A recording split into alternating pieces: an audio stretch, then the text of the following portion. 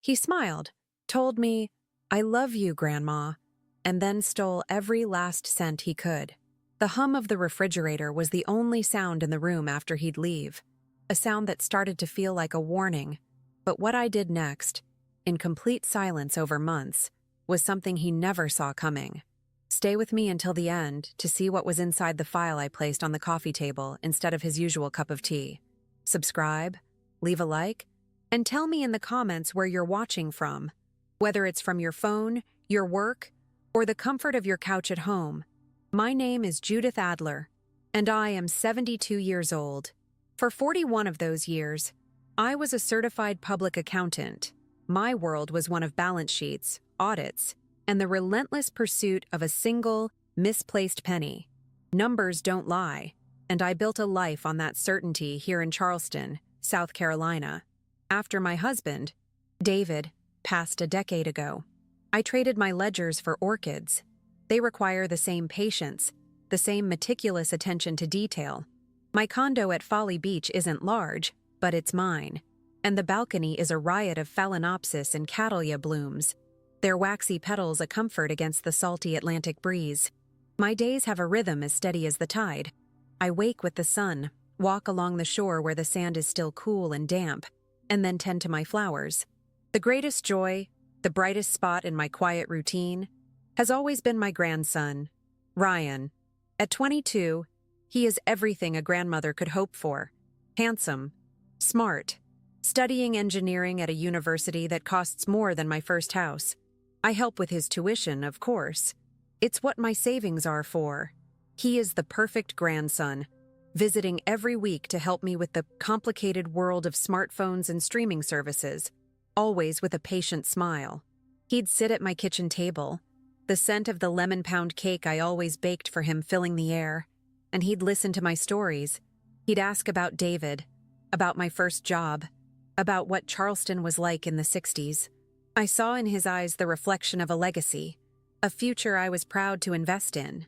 My home, filled with pictures of him from a gap-toothed boy to a young man in a graduation gown, was a sanctuary built on the foundation of that love, and I, like a fool, believed every single word that came out of his mouth. The first crack in that foundation was a whisper, not a bang. It was an email from my bank confirming a charge of $19,999 from a food delivery app I had never even heard of. I called the bank immediately, my old professional instincts kicking in. The representative was polite, assuring me it was likely a simple case of digital fraud, and they reversed the charge. I hung up, annoyed but not alarmed. These things happen in the modern world, but the number, $19,999, stuck in my mind. It was an odd, specific amount, designed to fly under the radar. That night, I couldn't sleep. The rhythmic crash of the waves outside my window usually soothed me, but now it sounded like a ticking clock. An accountant's mind is a restless thing. It seeks patterns. It craves resolution. A single anomaly can feel like a loose thread that, if pulled, could unravel everything. I got out of bed, the floorboards cold beneath my feet, and turned on my computer. The glow of the screen illuminated the lines on my face as I logged into my online banking portal, a place I usually only visited once a month.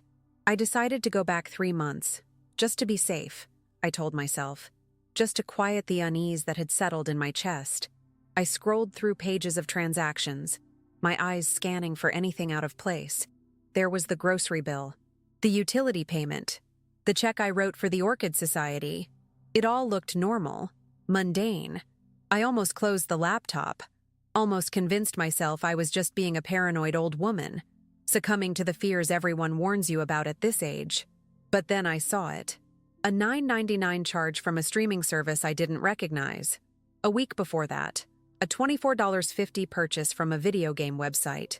Then another, for an Uber ride at 2 a.m, a time when I was sound asleep, the house silent save for the hum of the air conditioner.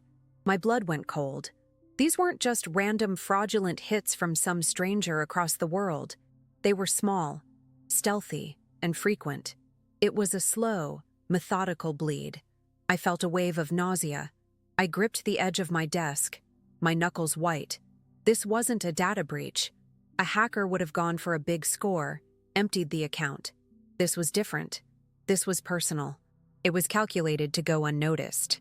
For the first time in a very long time, I felt a tremor of real fear, the kind that has nothing to do with health or loneliness, but with betrayal.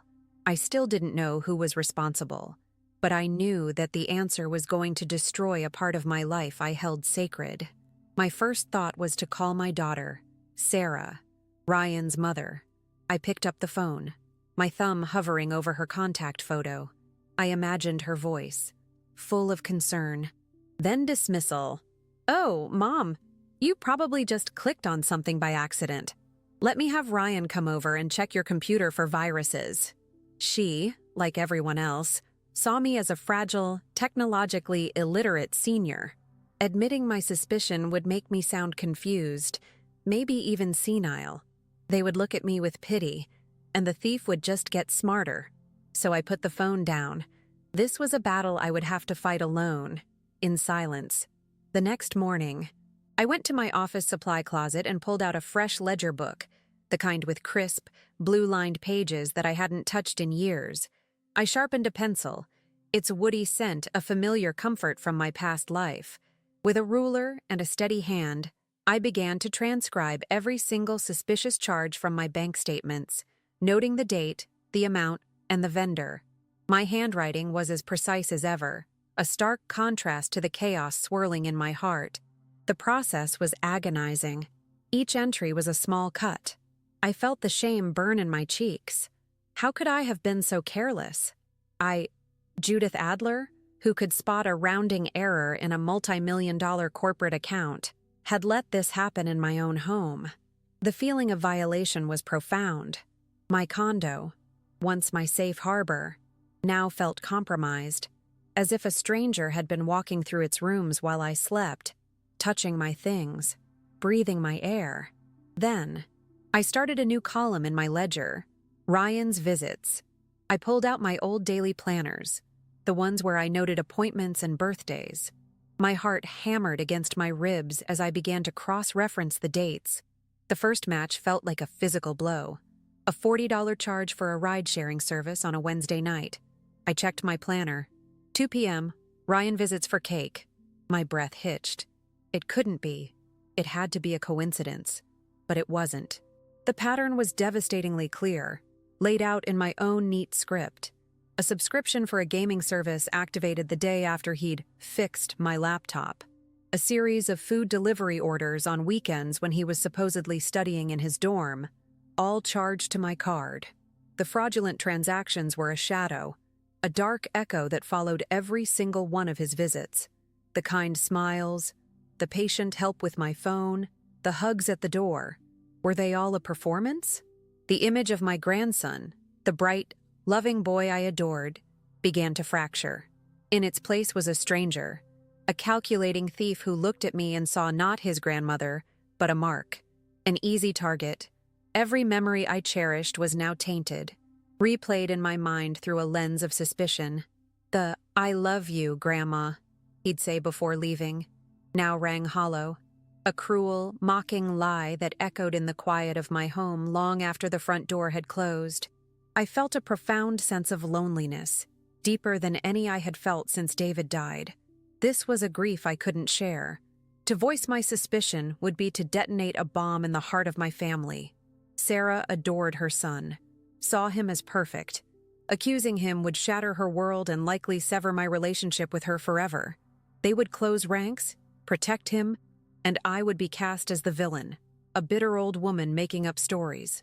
So I continued my investigation in secret. My weekly walks on Folly Beach became less about enjoying the sunrise and more about clearing my head, trying to piece together a puzzle that was breaking my heart. I learned to be a different kind of observant. When Ryan came over, I watched his hands, the way his eyes would dart to my purse left on the counter. I'd ask casual questions about his week, listening for slips, for inconsistencies in his stories about where he'd been and what he'd been doing. He was a good liar. He'd look me right in the eye, his expression open and earnest, and tell me about a tough exam or a boring lecture. All the while, I knew my credit card number was likely saved in his phone, a tool for his secret life. The lemon pound cake would sit between us on the table, a symbol of a love that I now realized was completely one-sided. The taste turned to ash in my mouth. The pain was a physical weight. Some mornings, I would sit on my balcony, staring at my orchids, and just weep. I was mourning the grandson I thought I had. The loss was so immense it felt like a death. The person I was pouring my love, my hope, and my hard-earned money into didn't exist. He was a phantom, a carefully constructed illusion designed to exploit my affection. The humiliation was a constant companion, whispering that I was a fool who had been played by a child. I started gathering more than just bank statements. I learned how to take screenshots on my computer. I saved every email confirmation for the fraudulent purchases, creating a secret folder hidden deep within my documents. I even called my building's security office, claiming I was worried about a recent string of package thefts, and asked for a copy of the lobby's camera footage from a few specific dates that corresponded with large, inexplicable cash withdrawals from an ATM miles away. The security guard, a kind man named Frank, probably thought I was just being a nervous old lady. He gave me the footage without a second thought. Watching it was one of the hardest things I've ever had to do. There he was, my Ryan, clear as day on the screen, pulling cash from the machine at 1 a.m. He was wearing a university sweatshirt I had bought him for his birthday. The sight of it made me want to be sick. The evidence was now a mountain, a cold, hard pile of facts stored in a locked file box in my closet. It was undeniable, irrefutable, but having the proof didn't bring me peace. It only deepened the conflict within me. What was the point of all this? What was my end game? To expose him, to send my own grandson to jail. The thought was unbearable. He was my blood, the child of my child. But the alternative, to say nothing, to let him continue to steal from me and lie to my face, felt like a betrayal of myself. It felt like accepting the role he had assigned me, the oblivious, dotty old woman who was good for nothing but her money. My entire life, I had stood for precision, for integrity, for the simple, unshakable truth that things must add up. Letting this go would mean the final balance sheet of my life would be a lie. I felt utterly trapped, caught between the love I still felt for the boy he once was and the cold anger I felt toward the man he had become. The four walls of my condo, once a comfort, now felt like a cage. The ocean outside my window seemed to mock me with its vast indifference. My orchids, usually a source of quiet joy, seemed to droop, their vibrant colors a stark contrast to the grayness that had enveloped my world. There was no easy answer. Every path forward led to a different kind of heartbreak. I could confront him and shatter our family. I could tell Sarah and watch her world crumble. Or I could stay silent and let a piece of my own soul wither and die from the poison of this secret. I sat at my kitchen table for hours one afternoon, a cold cup of coffee in front of me, the ledger book open to the last page of entries. That's when I realized I was thinking like a grandmother. I needed to start thinking like an accountant again. An accountant doesn't just find the problem. They document it, they build a case, and they present it with such overwhelming, emotionless clarity that the facts cannot be argued. The goal wasn't just to stop the bleeding, it was to close the books on this entire sordid affair. A quiet, determined resolve began to replace the chaotic grief. I knew what I had to do next. It wouldn't be easy, and it would change everything, but the silence had to be broken, on my terms. My life split into two distinct tracks. On one, I was the same Judith Adler, tending to my orchids, baking lemon pound cake, and welcoming my grandson with a warm smile every Saturday. On the other, I was a forensic accountant, working the most painful case of my career. The file box in my closet grew heavier each week, filled with statements, screenshots, and printed emails. The duality was exhausting. I'd sit across from Ryan at my kitchen table, listening to him talk about his classes, and I'd have to physically restrain myself from asking which ones he was actually attending.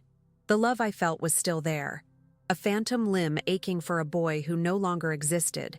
The air in my condo grew thick with unspoken words. The scent of his cologne, a sharp, citrusy fragrance he favored, would linger long after he left, a cloying reminder of his deception. I started noticing things I'd previously ignored. The way his eyes never quite met mine when he asked for money. The slight tremor in his hand when he'd reach for his phone. These were the tells. The tiny cracks in the facade that I was once too blind with affection to see. I was playing a part, and the performance was draining the life out of me. I knew this couldn't last. A stalemate is not a resolution. It's just a slow, agonizing defeat. One rainy Saturday in October, he arrived looking more stressed than usual. Dark circles shadowed his eyes, and he barely touched the slice of cake I placed in front of him. He talked vaguely about pressure, about a final project that required specialized software and materials not covered by his tuition. The rain beat a somber rhythm against the windows, a perfect soundtrack for the lies he was weaving. I listened, my face a carefully composed mask of grandmotherly concern, while my mind cross-referenced his story against the facts I already knew. The project sounded impressive, important, and entirely fictional. He finally got to the point, his voice dropping to a conspiratorial whisper. "Grandma, I wouldn't ask if it wasn't the most important thing I've ever done. It's for a semester abroad program in Germany. It's a huge opportunity, a chance to work with a leading engineering firm. But I have to put down a deposit to secure my spot, and it's due next week." He named the amount, $5,000. The number hung in the air between us, audacious and obscene. It wasn't a small, hidden transaction. This was a direct, bold-faced raid. My heart hammered against my ribs, a frantic bird trapped in a cage. Every instinct screamed at me to throw the ledger book on the table and end this charade right there. But I saw the calculated hope in his eyes. He was testing me, seeing how far he could push, how much the loving grandmother role would allow him to take. I looked at him, my grandson, a stranger with a familiar face, and I made a decision. I would play my part one last time, but this would be the final act. I smiled, a tight, painful stretch of my lips. "Of course. Dear, for your future. Anything." His relief was palpable, a wave of it washing over his face, erasing the manufactured stress. He hugged me tightly, whispering, "Thank you, Grandma. You're the best. I promise I'll make you proud." The words felt like acid. As he walked out the door, the scent of his cologne and the fresh rain filled the hallway. I stood there for a long time after he left, the echo of his promise a mockery in the silent apartment. He didn't want to make me proud, he just wanted my money, and I was finally ready to find out exactly where it was going. The next morning, I didn't go for my walk on the beach. The churning gray Atlantic matched my mood too closely. Instead, I sat at my desk with a fresh cup of coffee and the university's administrative phone number written on a notepad. My hand trembled as I reached for the phone. This was the point of no return. Up until now, my investigation had been private, contained within the four walls of my home. Making this call was an external action. It would make the betrayal real in a way that my secret ledger never could. What if, by some miracle, I was wrong? The thought was both terrifying and desperately hopeful. I took a deep breath, the scent of old paper and ink from my desk calming my nerves, and I dialed the number. A polite, efficient voice answered on the third ring. "Admissions and records. How may I help you?" I cleared my throat, my own voice sounding thin and reedy. "Hello, my name is Judith Adler. My grandson, Ryan Adler, is an engineering student there. I just had a quick question about a deposit for a semester abroad program in Germany." I held my breath, waiting for the confirmation that would either shatter my heart or restore my world. The woman on the other end was patient. I could hear the faint clicking of a keyboard as she looked up his information. "Adler, you said, Ryan." There was a pause, a small eternity of silence that stretched across the phone line. "Ma'am, I see he is enrolled, but I'm not showing any record of a university-sponsored study abroad program in Germany for the engineering department this year. Are you sure you have the details correct?"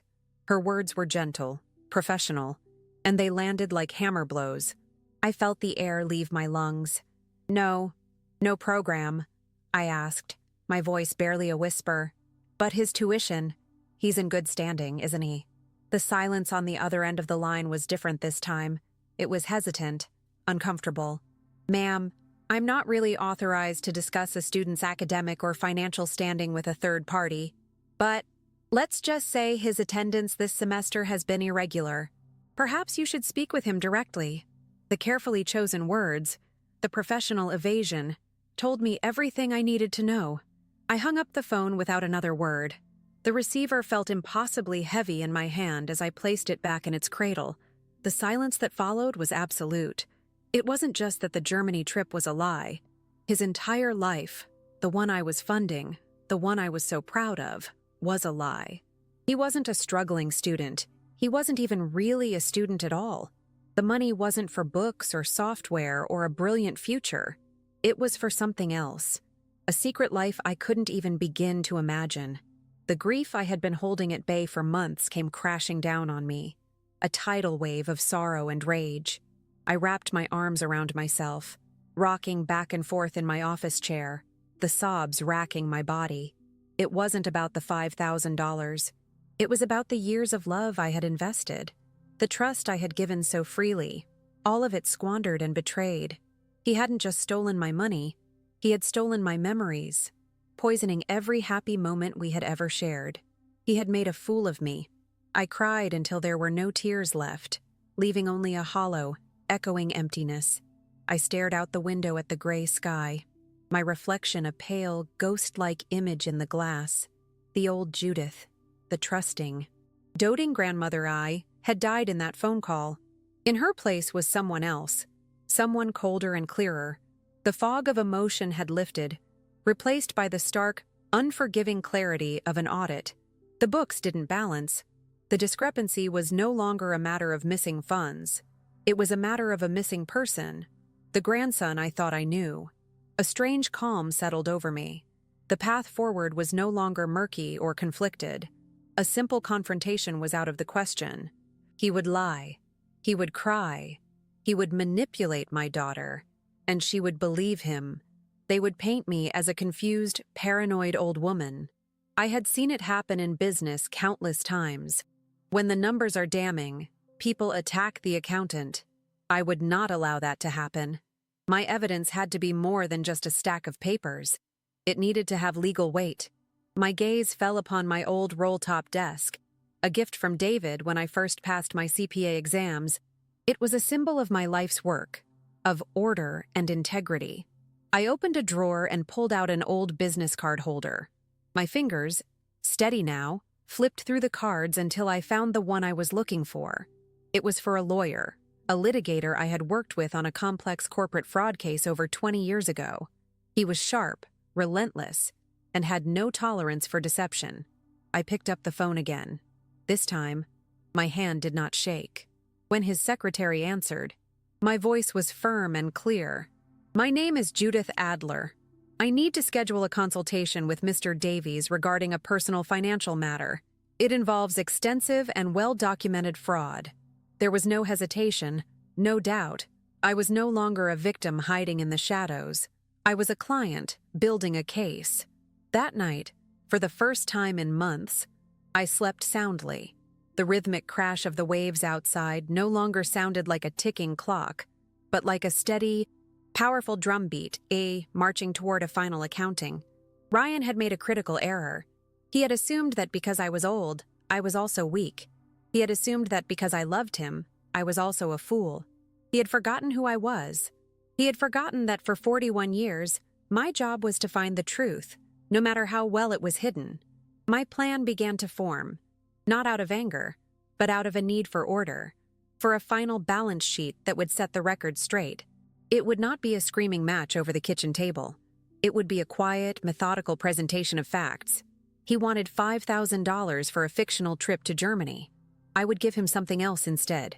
I would give him the truth, bound and notarized, an undeniable record of his betrayal. I spent the next week preparing. I met with Mr. Davies, who listened to my story with a grim, focused intensity. He reviewed my ledger, my screenshots, the ATM footage. He was impressed by the thoroughness of my documentation. "Mrs. Adler," he said, his voice a low gravel, "in my 30 years of practice, I've rarely seen a case this meticulously prepared by a civilian." His validation was a small, cold comfort. Together, we drafted the complaint, detailing every fraudulent charge, every lie, every broken promise. The document was a masterpiece of cold, hard fact. It listed dates, times, and amounts with chilling precision. It referenced the security footage and the phone call to the university. It laid out the full scope of his 2-year campaign of deceit in 25 pages of dense, legal prose. We made 2 copies, bound in stiff, blue covers, like reports for a corporate board meeting. One for him, and one for my records. The following Saturday approached like a storm front on the horizon. I felt a strange sense of detachment, as if I were watching a movie of my own life. I baked the lemon pound cake, just as I always did. The familiar actions were grounding, a ritual of normalcy before the coming earthquake. The scent of lemon and butter filled the air, a sweet perfume masking the bitter truth that was about to be served. I set the table for 2. I poured myself a cup of tea, its warmth a small comfort against the chill that had settled deep in my bones. On the coffee table, where I usually left a magazine or a book, I placed one of the blue-bound documents.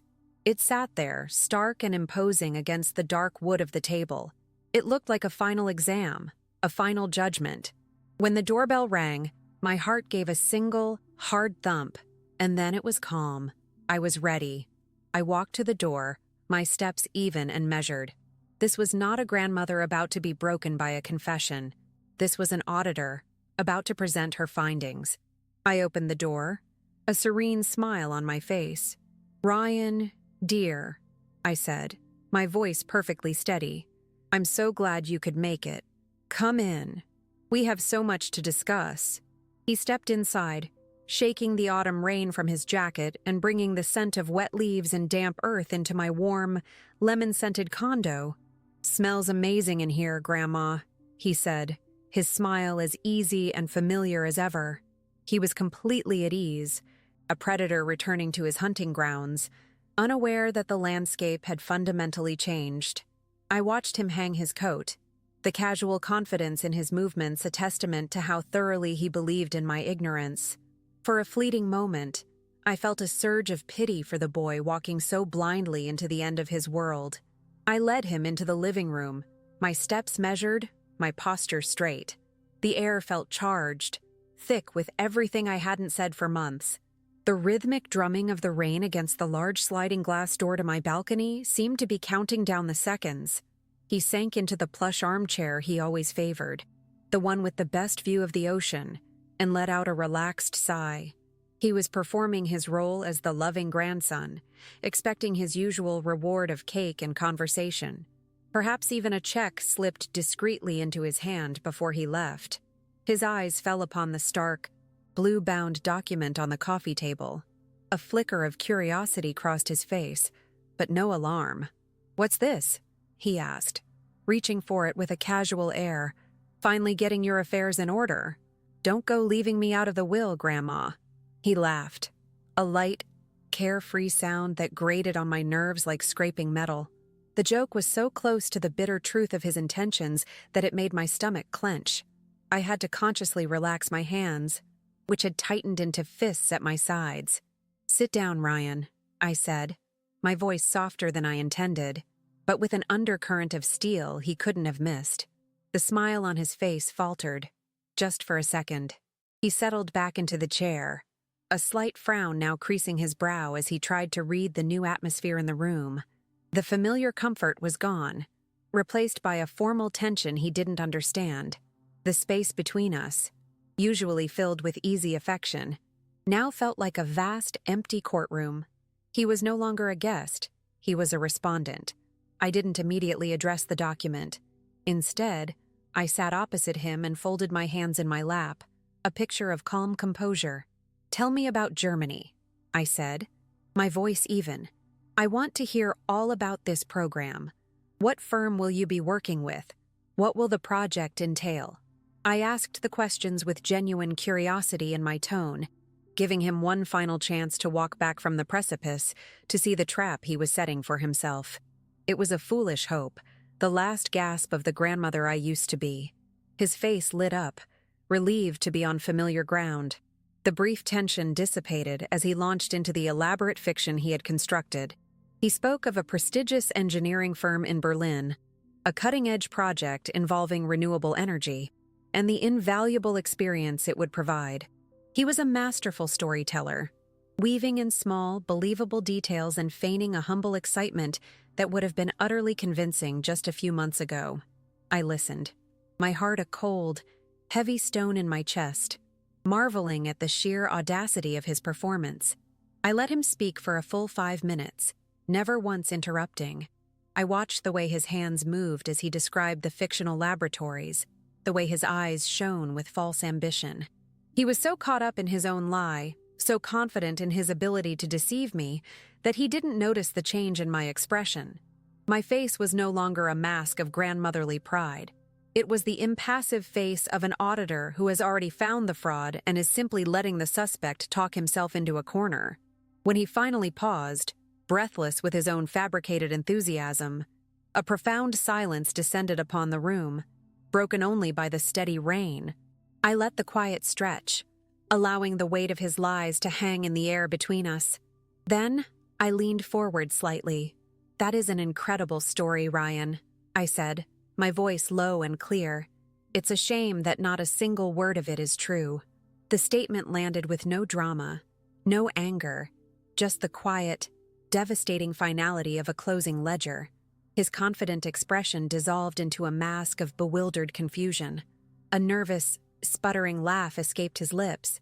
"Grandma, what are you talking about? Did you forget to take your medication today?"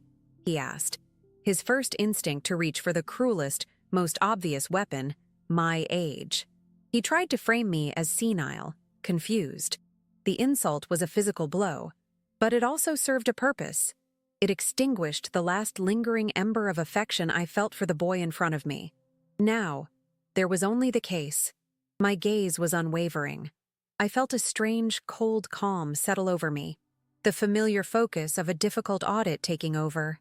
The fear I'd had of this moment, the dread of the emotional fallout, it all vanished. This was no longer about a broken heart. It was about a balance sheet that had been criminally manipulated. My internal world shifted, the grief and pain solidifying into an unshakable resolve. I was no longer his victim. I was his reckoning. I pointed a single, steady finger toward the document on the table. "I'm talking about this," I said. "It's a formal legal complaint filed against you for 2 years of systematic fraud and theft. Your full name, Ryan Michael Adler, is printed right there on the cover. I suggest you take a look." The words were precise, stripped of all emotion. I was simply stating facts, presenting the findings of my long and painful investigation. The color drained from his face, leaving his skin a pasty, sickly white. He stared at the blue folder as if it were a venomous snake. He slowly reached for it, his hand trembling so violently he could barely grasp the cover. He flipped it open, his eyes scanning the first page, a dense block of legal text detailing his actions. The sight of his own name connected to words like larceny and deception seemed to short-circuit his brain. He looked up at me, his eyes wide with a terror that was, for the first time, completely genuine. I picked up my own copy from the end table beside me, the crisp paper cool against my fingertips. "Let's start at the beginning, shall we?" I said, my voice maintaining its professional, detached tone. "On March 12th of last year, a charge of $19.99 was made to my credit card for a food delivery service." I didn't look at him. I looked at the page, as if reading from a script. "Oh, you claimed you knew nothing about it?" "It wasn't me. Someone must have stolen your card number online," he stammered, his voice cracking. It was a weak, reflexive denial, the last twitch of a dying lie. He was scrambling, trying to find purchase on a wall of facts that was closing in on him. He looked around the room, at the familiar pictures on the mantelpiece, the orchids on the balcony, as if searching for the comforting reality that had existed only moments before. but that world was gone. I turned the page in my document with a soft rustle. An interesting theory, I continued, but it doesn't account for the security footage from your dormitory's front entrance, which shows you accepting a delivery from that exact service at 8:15 p.m. that evening. I have the time-stamped digital file, of course. Would you like to see it? I met his gaze, and in his eyes, I saw the flicker of his denial finally die out, replaced by the cold, dawning horror of being caught. He said nothing. He just stared at me, his mouth slightly agape. I continued my presentation, moving methodically through the evidence. I detailed the gaming subscriptions, cross-referencing them with the dates he had used my laptop. I listed the Uber rides in the dead of night, matching them to cash withdrawals from ATMs far from his campus, all captured by bank security cameras. Each fact I presented was a stone, and I was building a wall between us, a wall of his own making that he could not climb. His defenses crumbled completely. The bravado, the denials, the attempts at gaslighting, it all fell away, revealing the terrified, cornered young man beneath. He slumped in his chair, his body seeming to shrink.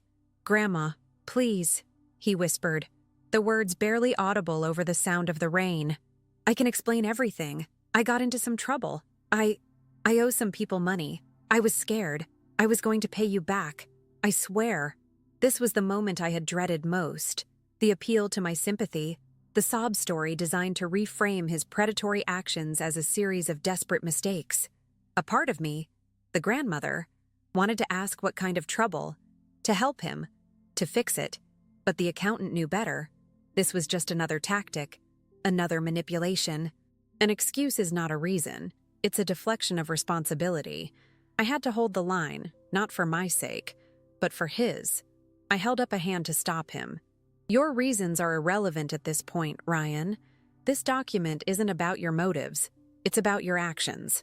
I turned to the final section of the complaint. "And your most recent action was an attempt to defraud me of $5,000 for a semester abroad program in Germany that does not exist. I confirmed that with the university's records office last week. They also mentioned your irregular attendance this semester." Hearing that I had spoken to the university was the final, devastating blow. It was the one piece of his life he thought was still private, still under his control. He finally understood that I knew everything. There were no more secrets, no more lies left to tell. A raw, guttural sob escaped his throat, and he buried his face in his hands, his shoulders shaking with the force of his weeping. The sound was heartbreaking, the sound of a life completely unraveling. I sat in silence, letting him cry. It was the hardest thing I had ever done. Every fiber of my being screamed at me to go to him, to hold him, to tell him it would be all right. But I knew that would be the worst thing I could do. Comforting him now would rob him of the consequences, validating his belief that my love was a weakness he could always exploit. I had to let him sit in the wreckage he had created. This was his rock bottom, and he had to feel its full, unyielding impact. After what felt like an eternity, his sobs subsided into ragged, hitching breaths. He looked up at me, his face blotchy and stained with tears, his eyes filled with a desperate, pleading fear. "What are you going to do?" he asked, his voice a child's whisper. "Are you going to call the police? Are you going to send me to jail?" The question hung in the air, raw and terrifying. He was finally asking the right question. Not how he could get away with it, but what the consequences would be. I closed the blue folder and placed it deliberately on the table. The audit was over. The findings had been presented. Now came the final recommendation. I looked at my grandson, the boy I had raised and loved, and the stranger who had betrayed me, and for the first time, I saw them both clearly as one person. My voice, when I spoke, was devoid of anger, filled only with a deep, profound sadness for what we had both lost.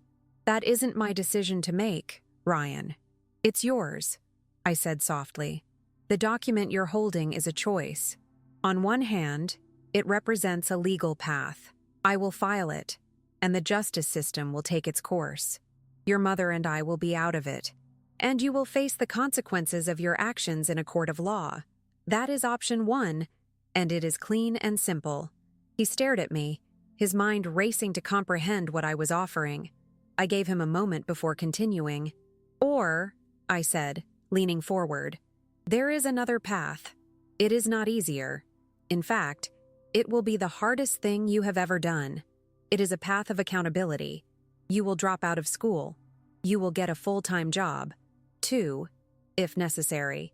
You will enter a program for your gambling addiction, which I suspect is at the root of all this. And you will pay back every single cent you stole. Not to me, but to a charity of my choice. I let the terms settle in the quiet room. This was not forgiveness. It was restitution. It was a long, arduous road back to integrity. A road he would have to walk alone. You will also, I added, my voice firm, be the one to tell your mother. You will sit her down, and you will tell her everything, without a single lie or omission. The choice is yours, Ryan. A court of law, or the court of your own conscience. You have 24 hours to decide. I then stood up, signaling that the meeting was over. In that moment, I knew the woman he had taken for a fool was gone for good. He left without his jacket. The door clicked shut behind him, a sound of quiet finality that was more profound than any slam. I stood motionless in the living room, the silence a heavy blanket punctuated only by the relentless drumming of rain against the glass. The air still held the faint, citrusy scent of his cologne, a ghost of the person I thought he was. There was no feeling of victory, no triumphant surge of vindication. There was only a vast, hollow emptiness, the kind that comes after a necessary amputation. I had cut away a part of my life to save the rest of it, and the wound was clean, but it was deep. I walked to the kitchen and picked up the plate with his untouched slice of lemon pound cake. For years, the ritual of baking that cake had been an act of love. Now, it felt like a relic from a buried civilization. I scraped the slice into the trash can, the soft thud against the plastic liner feeling like a final goodbye. I then poured the cold tea from his cup down the drain and washed it, my hands moving with the slow, deliberate motions of someone performing a rite. I was cleansing my home, not of him, but of the illusion he had so carefully constructed within its walls. The next 24 hours were the longest of my life. I didn't call my daughter Sarah. This was Ryan's test to pass. His first step on a path he had to choose for himself. I tended to my orchids, their silent, patient beauty, a balm to my frayed nerves. I walked on the beach as the storm cleared, the sand cold and firm beneath my feet, watching the churning gray waves recede with the tide. I was prepared for either outcome. If he chose the legal path, I would mourn him as if he had died. If he chose accountability, I would have to learn to see the stranger he had become as someone who might, one day, be worthy of a different kind of love. The phone rang just before the deadline was up. His voice was unrecognizable, a raw, broken rasp stripped of all its easy charm. "Grandma," he said, and the single word was heavy with the weight of a full confession. "I'll do it. I'll do everything you said." There was no negotiation, no pleading. There was only the flat, exhausted sound of surrender. I felt a small, fragile flicker of something. Not hope, not yet, but a recognition that the boy I knew was truly gone, and in his place was a man taking his first, terrifying breath of consequence. "I'll be waiting to hear from your mother," was all I said before hanging up. The call from Sarah came 2 hours later. It was not a conversation. It was a storm. Her initial words were a torrent of disbelief and fury, not at him, but at me. "How could you be so cruel? He's just a boy. He made a mistake." She saw me as the villain, the cold-hearted matriarch who had cornered her perfect son. I listened without interruption, letting her rage wash over me. I knew this was part of the process. Her anger was a shield, protecting her from the devastating truth that her son was a liar and a thief, and that she had been just as blind as I was. I let her exhaust herself, and when her fury finally subsided into heartbroken sobs, I spoke. My voice was gentle but firm. "He is not a boy, Sarah. He is a 22-year-old man who made a series of calculated choices over 2 years. This is not a mistake. It is a pattern. I did not do this to him. He did this to himself, and he is the only one who can begin to undo it. The truth, delivered without anger or judgment, cut through her grief. A long silence followed, and in that silence, our relationship was irrevocably changed. The woman who spoke next was not the daughter who had always treated me with a kind of gentle condescension. Her voice was quiet, shaken, and for the first time in years, she spoke to me not as a fragile mother but as an equal. "What do I do?" she asked. The question a raw admission of defeat. The respect I had lost, the respect that had been eroded by their perception of me as a dotty old woman, was suddenly, painfully restored. It wasn't a victory. It was a tragedy. She saw my strength now, but only because she had been forced to see her son's profound weakness. My life before that confrontation was quiet, but it was a fragile quiet, built on a foundation of lies I hadn't yet discovered. I was a doting grandmother, content in my role, my days defined by baking and gardening. The woman I became after was different. The quiet was still there, but now it was forged from steel. It was the serene, unshakable peace of a person who has faced the ugliest truth and refused to look away. My home, once a stage for his deception, became my sanctuary again. The change was tangible. Ryan sold his car and the expensive electronics he had bought with my money. He moved into a dingy one-room apartment across town and got 2 jobs, one making coffee at dawn, the other stocking shelves in a warehouse late at night. I didn't see him, but Sarah gave me updates, her voice a mixture of sorrow and a strange, burgeoning pride. He was exhausted. He was struggling, but he was showing up. He was doing the work. 3 months after our confrontation, an envelope arrived in my mailbox. It was not addressed to me. It was addressed to the Charleston Youth Addiction Center, a charity I had designated. Inside was a cashier's check for $150, and a note written on a piece of notebook paper. It simply said, "The first of many, Ryan Adler." I held the check in my hand, the paper a flimsy testament to a monumental effort. He hadn't just paid a debt, he had honored an agreement. This was my intangible conquest. It was never about getting the money back. It was about seeing him take the first step toward reclaiming his own integrity. The before Judith would have simply forgiven him, absorbed the cost, and enabled the behavior to continue under the guise of love. The after Judith understood that true love isn't a safety net that catches them every time they fall. Sometimes, it's the solid ground of rock bottom that they need to feel under their own 2 feet, so they can learn to stand up again. People in my building noticed a difference in me. My neighbor, Margaret, commented that I seemed more settled in my own skin. Frank, the security guard, remarked that I walked with a new purpose. They couldn't know the private war I had fought and won within the walls of my own home, within the confines of my own heart. They only saw the result, a woman who had shed the weight of a terrible secret and stood a little taller because of it. I kept 1 copy of the blue-bound legal complaint in my roll-top desk. I never looked at it, but I knew it was there. It was a reminder not of his betrayal, but of my own strength. It was a monument to the moment I stopped being a victim of his choices and became the architect of my own peace. It represented the hardest and most important audit of my entire life, one where the assets I fought to recover were not money, but dignity and truth.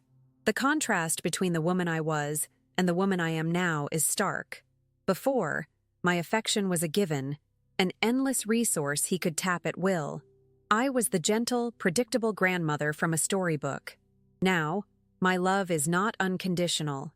It is bound by respect, by honesty, and by the hard-won clarity that I am not responsible for his happiness, only for my own integrity. I am still his grandmother, but I am no longer his fool. His journey is far from over. He attends his meetings.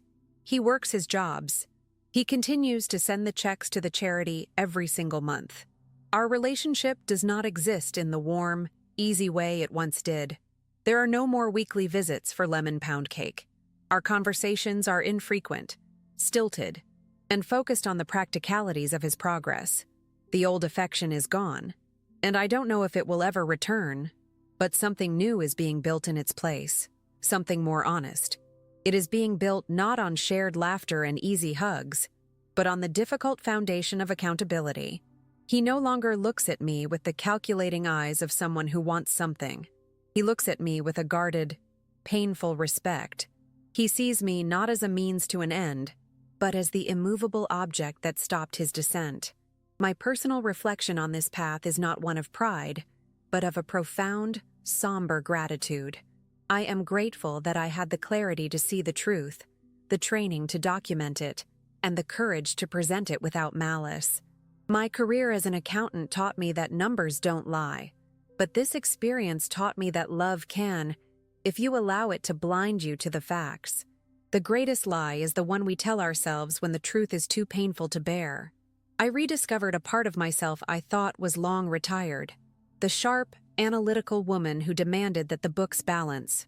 I had allowed my love for my grandson to create a massive discrepancy in my own life's ledger. The pain of the experience was the price of correcting that error, of bringing my life back into balance. It was a cost I would pay again to reclaim my own self-worth. The reaction from the few friends I confided in was a mixture of shock and admiration. They saw the quiet, elderly woman who grew orchids and were stunned by the ruthless precision of my actions. But they did not see it as cruelty. They saw it as a desperate act of love, a final, painful attempt to save a young man from himself by forcing him to finally see the person he had become in the cold, unforgiving light of day. I learned that sometimes, the most compassionate thing you can do for someone is to hand them the bill for the damage they have caused. Forgiveness without accountability is just permission to repeat the offense. I did not offer him easy grace. I offered him a difficult, narrow path toward earning it for himself. And in doing so, I gave him a chance to become a man I could one day respect again. My orchids have never bloomed more beautifully. My balcony is a riot of color, a testament to what can grow from patience and meticulous care. I see my own journey in them. I had to prune away the diseased parts of my life, a painful but necessary cut, to allow for new, healthier growth. My peace of mind is the blossom I cultivated from the soil of that difficult truth. The message I want to share is not simple. It is not about catching a thief or winning a battle. It is about the quiet, internal war we must all fight for our own dignity. We teach the world how to treat us by what we are willing to accept. Allowing someone to disrespect you, even someone you love, is a betrayal of yourself. It is a slow poison that erodes your soul from the inside out. Do not be afraid to be the auditor of your own life. Do not be afraid to examine the balance sheets of your relationships and demand that they add up. Integrity is not a grand, public gesture. It is 1,000 small, private choices, made in silence, when no one is watching. It is the choice to see the truth, no matter how much it hurts. True strength is not found in how much you can endure, but in what you refuse to endure any longer. The most powerful statement you can ever make is to present someone with the undeniable, documented truth of their own actions and let them choose who they want to be next. Because in the end, we cannot save anyone. We can only give them the tools to save themselves.